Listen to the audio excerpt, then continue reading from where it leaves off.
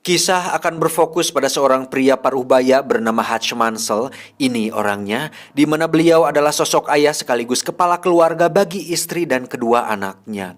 Hutch sendiri bekerja di perusahaan milik sang ayah mertua sebagai bagian administrasi, yang mana hari-harinya diisi dengan rutinitas yang monoton dan begitu-begitu saja tanpa ada sesuatu yang beradrenalin sedikit pun.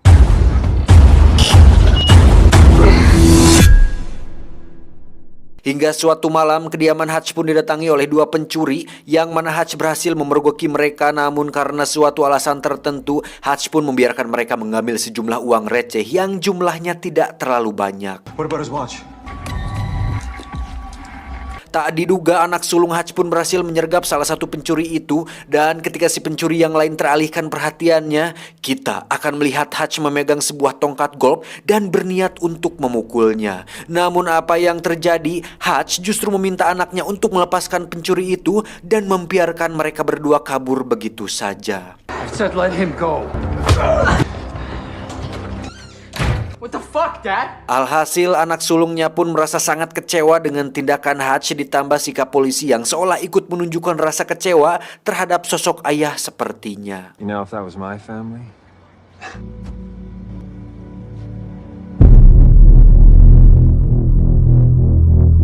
Tak bisa dipungkiri, kejadian tersebut pun menimbulkan dampak negatif, yang mana hal itu cukup menjadi bukti bahwa sosok Hutch sebagai ayah sekaligus pelindung keluarga mulai mendapatkan keraguan dari istri dan anak sulungnya, kecuali si bontot yang masih kecil.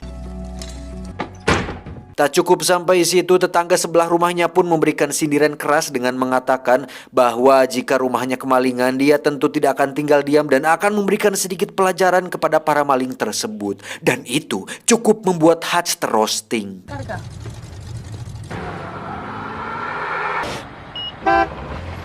Tak hanya di rumah, di tempat kerjanya pun Hutch mendapat perlakuan yang kurang menyenangkan ketika adik istrinya alias adik iparnya sendiri menyayangkan kejadian semalam dan memberikan sebuah pistol untuk Hutch berjaga-jaga. So, Jesus.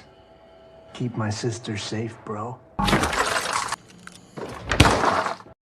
Ini adalah ayah mertuanya alias pemilik perusahaan tempatnya bekerja, di mana beliau membicarakan tentang rencana Hutch membeli perusahaannya ini karena dengan usianya yang sudah tua, beliau atau sang mertuanya ini berniat untuk pensiun, namun karena harganya belum sesuai, Hutch pun diminta untuk memikirkannya kembali.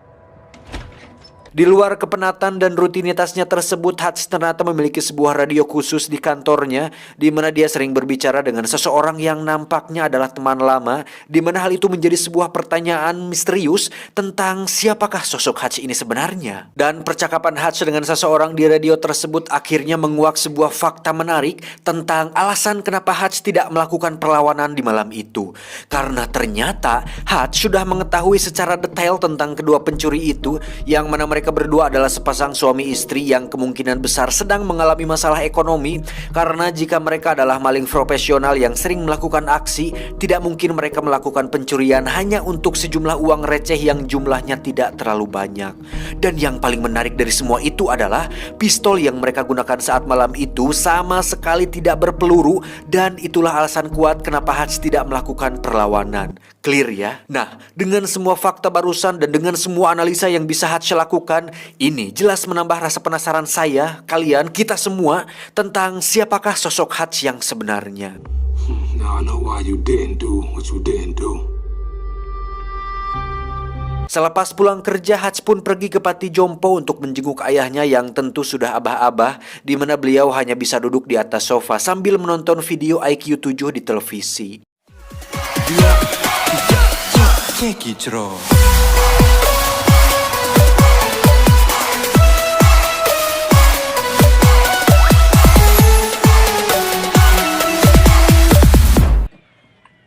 You don't look okay. Saat pulang, Hutch pun berdiri tepat di depan rumah, di mana dia melihat keluarganya sendiri dan merasa bahwa dia cukup kecewa dengan diri sendiri yang gagal menjadi sosok pelindung bagi keluarga, dan itu cukup membuat Hutch merasa leles. Saat sudah masuk rumah, istri dan anak sulungnya pun masih bersikap cuek terhadapnya, namun ketika si bontot mengeluhkan tentang kalung anjingnya yang hilang dan mungkin terbawa oleh kedua pencuri semalam, disitulah Hutch benar-benar sangat emosi.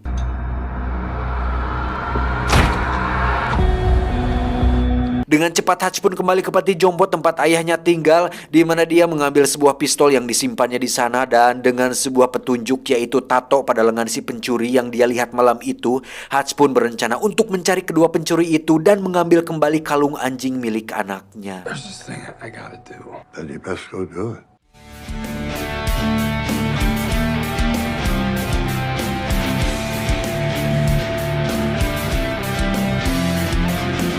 Setelah mendatangi beberapa tempat pembuatan tato, sampailah Hutch di sebuah tempat tato yang sudah berdiri puluhan tahun, di mana tempat itu diisi oleh orang-orang yang bukan sembarangan, dan kedatangan Hutch ke sana cukup menarik perhatian orang-orang tersebut. Namun yang menarik adalah ketika salah satu kakek melihat tato pada lengan Hutch, dia pun seketika terkejut dan mengatakan, "Terima kasih atas jasamu." Lo. Thank you for your service.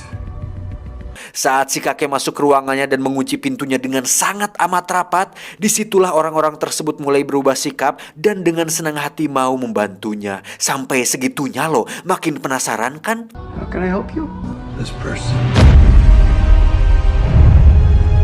Tak membuang waktu, Hutch pun terlihat sudah berada di kediaman kedua pencuri itu, di mana Hutch muncul seperti Baba Yaga alias The Boogeyman dan langsung meminta kalung anjing anaknya dikembalikan. Namun saat Hutch akan berbuat hal yang lebih dari itu, tiba-tiba aksinya terhenti ketika melihat baik kedua pencuri itu menangis, hingga Hutch pun kesal sendiri dan memukul-mukul tembok hingga kedua tangannya berdarah.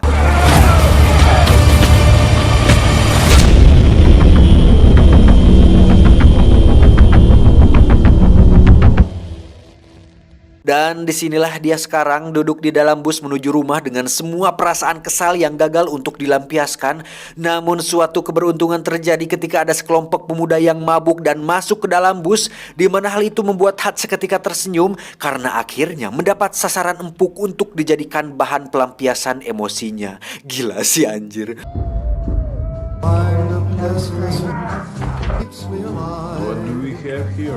Dan ketika para penumpang ketakutan karena kedatangan sekelompok pemabuk, Hutch pun dengan santainya berjalan melewati mereka, kemudian mempersilahkan sang supir untuk keluar, lalu masuk kembali ke dalam bus dan mengunci rapat pintunya. Lantas, apa yang akan dilakukan Hutch? Ya, dia akan menghajar mereka semua. I'm gonna fuck you up. Terjadi perkelahian 1 lawan 5 pemuda tinggi besar, di mana Hutch yang memiliki perawakan kurus dengan brutalnya menghajar mereka semua, yang mana adegan ini cukup ditampilkan secara realistis dan itu sangat-sangat beradrenalin.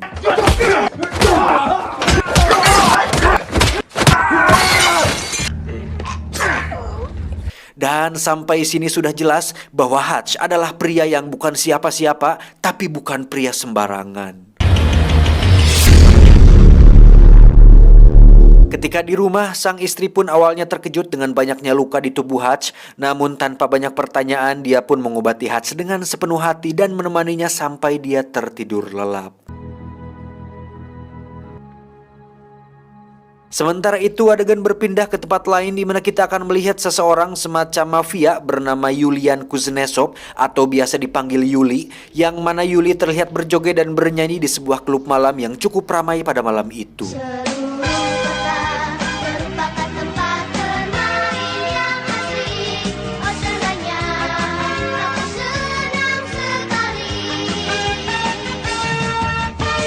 Yuli sendiri adalah seorang mafia Rusia yang memiliki usaha penyimpanan uang, yang mana rekan-rekan sesama mafianya mempercayakan semua uang mereka di tempat penyimpanan milik Yuli.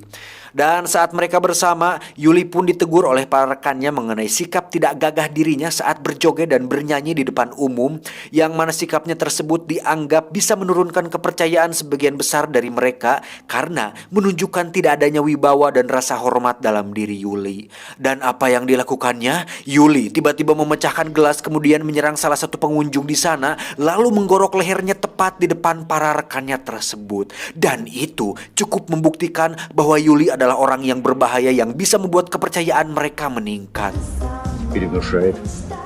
Tak lama Yuli pun mendapat telepon bahwa adiknya sedang dirawat di rumah sakit, yang mana adiknya tersebut ternyata adalah salah satu korban dari Hutch saat peristiwa di dalam bus tadi.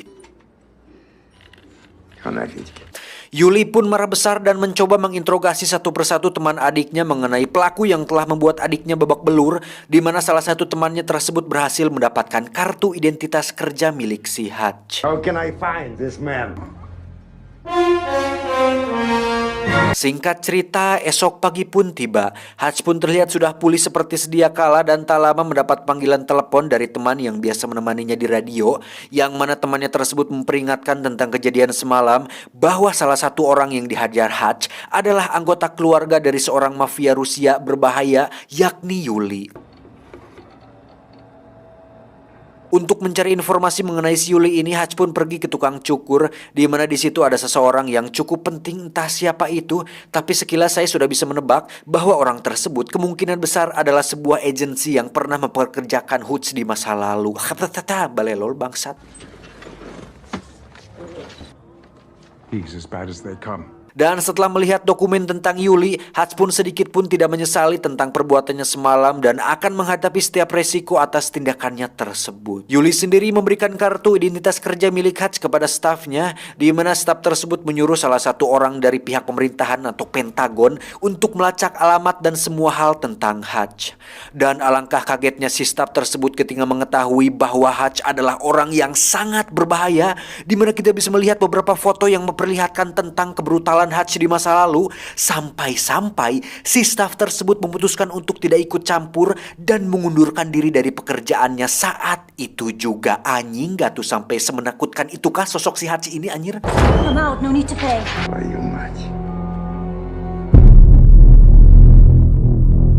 Saat Hutch dan keluarga sedang makan malam, di luar dugaan Yuli ternyata bergerak lebih cepat dari dugaan, di mana dia mengirimkan beberapa pasukan ke alamat rumahnya untuk menghabisi Hutch beserta seluruh keluarganya. Dengan cepat Hutch pun meminta mereka untuk masuk ke ruang basement, di mana mereka semua dibuat bingung bercampur kaget saat mengetahui bahwa ruang basement mereka selama ini ternyata memiliki teknologi yang cukup canggih. Dan di saat keluarganya bingung dengan semua ini, Hutch pun meminta mereka semua untuk tetap tenang dan jangan panggil 911. Don't call 911. Ketika pasukan Yuli masuk, sesaat saya diingatkan dengan film John Wick ketika rumahnya didatangi oleh beberapa pasukan kiriman mafia Rusia bernama Vigo, masih ingat kan? Dan sekarang saya semakin dibuat penasaran apa yang akan dilakukan Hutch kepada para pasukan Yuli ini.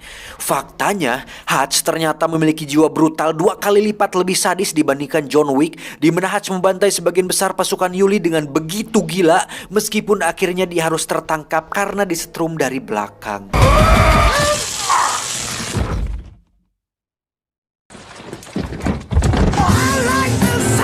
Namun bukan Hutch namanya jika dia bisa tertangkap dengan begitu mudah, karena saat dalam perjalanan Hutch pun bisa melepaskan borgol dengan cukup mudah dan membuat mobil mereka terguling yang membuat ketiga pasukan itu tewas mengenaskan.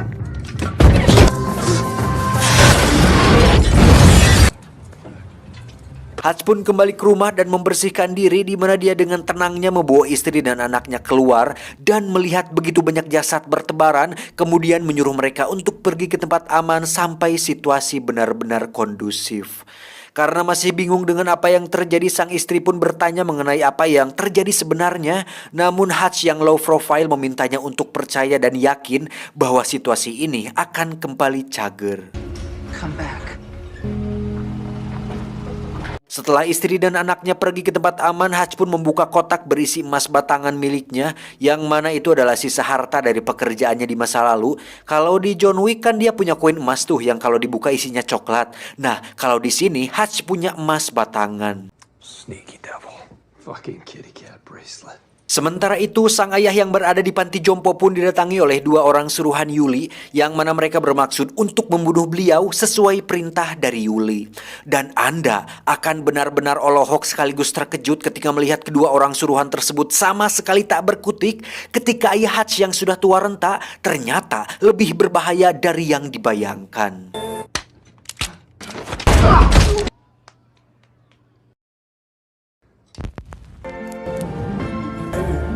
Setelah meledakan rumah beserta semua jasad pasukan Yuli, Hutch pun menemui ayah mertua untuk membeli perusahaan tempatnya bekerja dengan emas batangan yang dia bawa.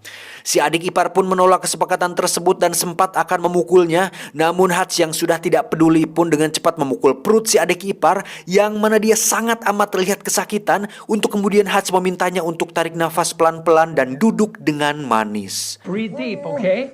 There you go. Di sisi lain, Yuli pun cukup terkejut ketika mengetahui bahwa semua pasukan kirimannya tewas, ditambah salah satu anggota pasukannya tersebut adalah asisten kesayangannya. Sama seperti Vigo yang telah macam-macam dengan orang yang salah, yakni John Wick, Yuli pun mengerahkan semua pasukan miliknya dan semua pasukan yang ada hanya untuk menangkap satu orang, yaitu Hutch Mansell. Собери всех бойцов. Hutch sendiri terlihat sedang mempersiapkan sebuah rencana untuk ini semua, yang mana Hutch berniat untuk melakukan perang kepada Yuli setelah mengetahui bahwa Yuli telah berani mengirim pasukan untuk membunuh keluarganya. Tanpa ragu dan tanpa rasa takut sedikit pun, Hutch pun mendatangi tempat penyimpanan uang milik Yuli, di mana dia dengan santainya membantai puluhan pasukan bersenjata di sana, yang mana itu menyeratkan satu hal, bahwasannya Hutch pernah melakukan hal yang lebih buruk dari ini di masa lalu.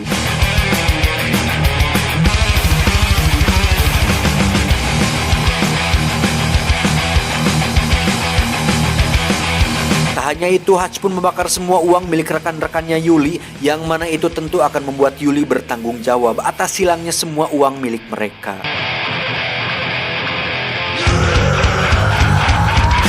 Dan yang paling gila dari semua itu adalah setelah Hutch menghancurkan bisnis Yuli, Hutch pun dengan bernyali nekat datang sendirian ke klub milik Yuli, yang mana kita bisa melihat dia sedang asik makan tanpa ada rasa takut terhadap Yuli dan semua pasukannya.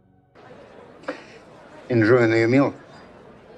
Namun di balik semua tindakan gila dan nekatnya itu, Hutch ternyata memiliki ide brilian ketika dia membawa sebuah peledak tepat di atas meja, yang membuat Yuli meminta semua orang untuk keluar dari sana. Anjing.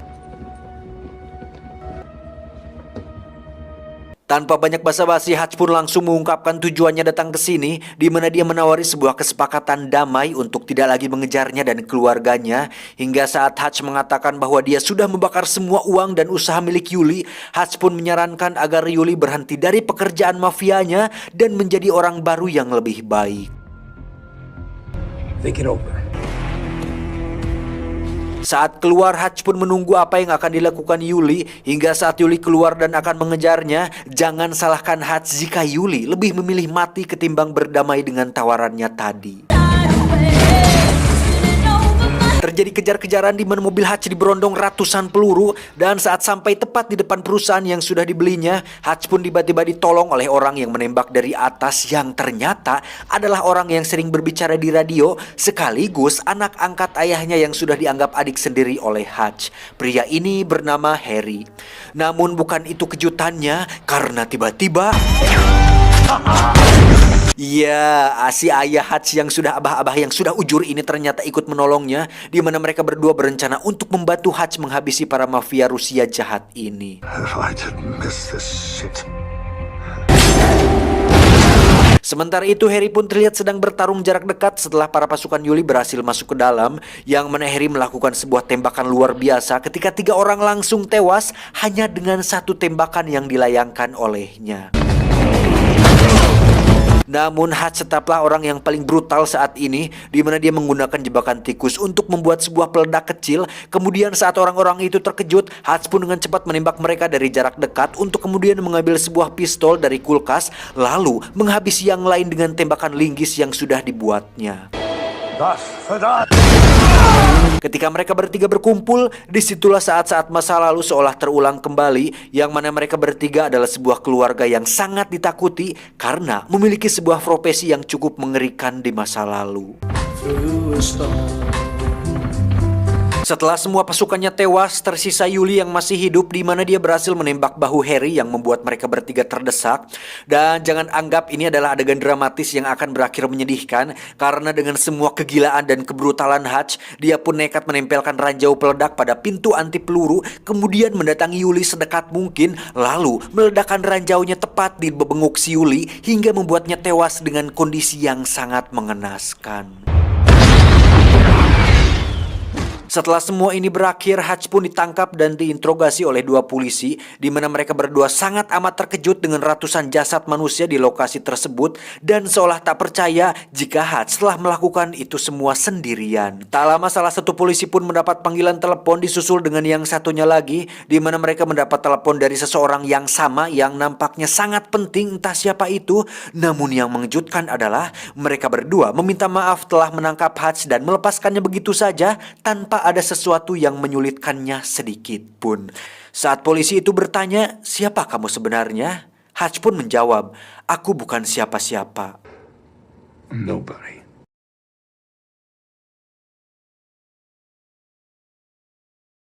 Tamat, ending yang sangat mengnobadikan. Anjir, brutal parah sih ini film. Kalian harus nonton langsung soalnya banyak sekali adegan keren yang tidak bisa saya tampilkan di sini. Terus juga masih ada scene setelah Hutch diinterogasi di mana dia dan sang istri sedang mencari rumah baru. Terus si sales rumahnya mendapat sebuah telepon yang ternyata untuk si Hutch. Jadi siapa sih sebenarnya si Hutch ini?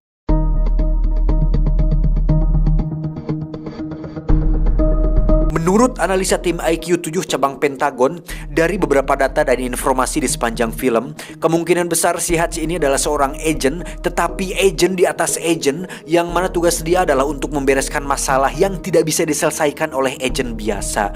Ya, semacam tim pembersih lapangan. Kalau kalian ingat film John Wick, ada namanya The Adjudicator yang dikirim oleh High Table, yang mana tugas utama beliau adalah untuk membereskan orang-orang tertentu yang menjadi target operasi. Tapi yang menarik di sini adalah Hutch bertugas bukan hanya untuk membereskan satu target, tetapi mampu membantai puluhan pasukan dan ratusan mungkin sekaligus lagi, yang mustahil untuk dilakukan oleh agent biasa. Keren kan? Dan kalau kita ingat film The Equalizer yang diperankan oleh Denzel Washington, kita pasti kenal sosok Robert yang tidak kalah brutal dengan Hutch atau John Wick. Sama-sama pengen pensiun dari masa lalu buruk mereka, tapi tetap saja ada masalah yang membuat mereka terpaksa harus kembali menjadi sosok yang tidak diinginkan. Tapi dari ketiga sosok yakni Robert, John Wick, dan Hutch, mereka bertiga memiliki persamaan, yaitu terkoordinasi, memiliki serangan jarak dekat yang cukup mematikan. Walaupun pakai senjata atau pistol, mereka lebih senang menggunakannya dari jarak dekat. Terus nggak terlalu banyak bicara, punya banyak koneksi, dikenal berbahaya di masa lalu, punya style bertarung yang cukup realistis, nggak terlalu lebay lah kayak film-film pada kebanyakan. Satu lagi hampir ketinggalan, ada scene sehabis kredit title di mana ayahnya Hutch dan adik angkatnya sedang dalam perjalanan membawa banyak sekali senjata berat. Kayaknya bakal ada film keduanya deh. Wah, pasti seru sih ini anjir. Tapi jujur deh, menurut analisa saya pribadi dari ketiga sosok yakni Robert, John Wick, dan Hutch, tetap John Wick lah yang paling kuat dan paling tak terkalahkan kalau menurut saya. Karena walaupun di film ketiganya dia sempat terluka parah akibat ditembak oleh Watson dan jatuh dari gedung tuh, dia masih tetap bisa bangkit dan masih bisa hidup. Tapi bukan itu alasan kuatnya, karena dari ketiga sosok tersebut hanya John Wick lah satu-satunya orang yang tidak memiliki orang yang disayang dan tidak punya keluarga yang disayangi. Berbeda dengan Robert yang masih punya teman dekat yang cukup dianggap keluarga, dan Hutch juga udah jelas punya keluarga, anak dan istri. Cuman John Wick sama sekali hidup sendiri dan sebatang kara, yang mana itu akan sangat berpengaruh pada psikologis, motivasi, dan kemampuan, sehingga menjadikan John Wick satu-satunya orang yang paling sulit untuk dibunuh dan dikalahkan. Wah, kebayang sih anjir kalau ketiga sosok ini bertemu satu sama lain atau kerja sama gitu satu sama lain, bisa habis loh ribuan pasukan dibantai sama mereka semua. Wah, ngeri anjing. Untuk plot ceritanya, temponya cukup cepat dan sedikit agak tergesa-gesa. Tapi karena dari premisnya sudah dijelaskan bahwa film ini menceritakan bapak-bapak biasa yang bukan orang sembarangan, jadi kalau saya pribadi bisa langsung nangkep aja gitu maksud dan tujuannya. Keren sih kalau menurut saya anjir. Jadi ada sosok baru gitu yang setidaknya bisa mengalahkan kepopuleran John Wick. Ya walaupun masih harus berusaha lebih keras, seenggaknya cukup memperlihatkan potensi yang besar lah gitu. Ada rival, ada pembanding lah. Pesan yang bisa kita ambil dari film ini adalah pendiam bukan berarti penakut, pemberani belum tentu berani. Saya John beserta jajaran direksi IQ 7 cabang Citangkalak mengucapkan terima kasih dan sampai jumpa di video selanjutnya. Adios. Pelumas engsel kuda. Apa tuh anjing? Engsel kuda bangsat.